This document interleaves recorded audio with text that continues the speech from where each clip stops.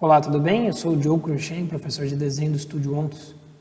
Alguns anos atrás saiu uma pesquisa da Universidade de Drexel, referenciando de que, a partir de evidências e experiências com pessoas que tiveram a prática do desenho, conseguiram aumentar muito a sua atividade cerebral, aumentando a criatividade, estimulando inclusive a memória.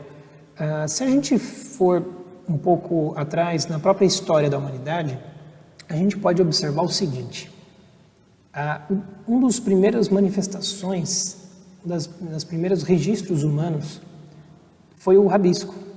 Os rabiscos nas cavernas, nas grutas que foram encontrados no século passado e no século XIX. Então, esses objetos arqueológicos revelam o seguinte, de que antes mesmo da história, ou seja, na pré-história, o homem já manifestava de uma forma muito particular o seu entendimento com relação ao mundo. E se você reparar o seguinte, história vem, ou seja, o limiar entre pré-história e história é justamente pela escrita, pelos registros escritos de que foram encontrados. Então, antes e muito antes mesmo da gente imaginar na história da humanidade, nós temos a história da arte. Então, ela inicia, por mais que o homem primitivo, obviamente,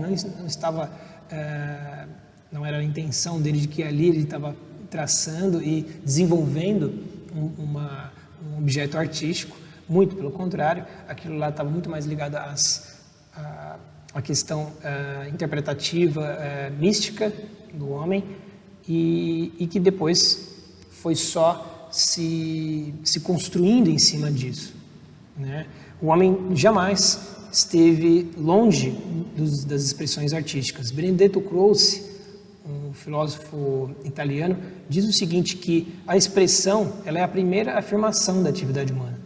Provavelmente os primeiros seres humanos foram grandes poetas, dizia ele. E é bem coerente, porque se a gente perceber o seguinte, o homem, se ele não tem nada em mãos, o que ele vai fazer? Ele vai fazer a mímica, a dança, coisas bastante simples. Se ele tem um pedaço de minério ali na mão, em que ele possa traçar uma tinta, um pigmento, alguma coisa que manche, e ele já começa ali a desempenhar algum tipo de expressão, aquilo é uma atividade artística e não apenas, mas uma atividade cognitiva. Benedetto Croce, inclusive, diz que a expressão vem muito antes da conceituação. Então, existe a inteligência intuitiva, em primeiro lugar, muito anterior à inteligência cognitiva, que seria mais verbal, que seria mais analítica ou matemática. Então, essa expressão, essa inteligência expressiva é muito anterior, e como René Hughes, que foi um grande acadêmico, crítico e historiador da arte do século XX, diz que o primeiro processo para captar o real foi o traço. Com certeza o homem ele começa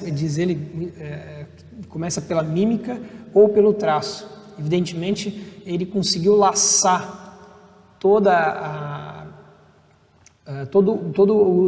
o pensamento e as primeiras reflexões que o homem fez, ele jamais pôde se expressar melhor senão através do traço, dos primeiros traços dele. Eu digo tudo isso porque o desenho, dentro de uma disciplina artística, é visto muitas vezes como uma coisa muito intuitiva, subjetiva, pior. Intuitiva, ela pode ser sim, porque a intuição está ligada ao conhecimento, está ligada à inteligência. Agora, a arte, de um modo geral, é muitas vezes colocada como uma atividade extremamente subjetiva e, portanto, ela não está submetida a nenhum tipo de limitação, de regra. Mas veja, não que regra seja uma coisa importante, mas que, sim, a atividade artística é um conhecimento. E, inclusive, é um conhecimento muito importante ele é fundamental para o desenvolvimento da cognição de um modo geral, certo? São essas as reflexões que eu trago hoje. Acompanhe o nosso canal, que eu vou estar atualizando com essas questões. Mande perguntas também na legenda desse vídeo. Fique à vontade para a gente começar um debate sério sobre arte. Até mais.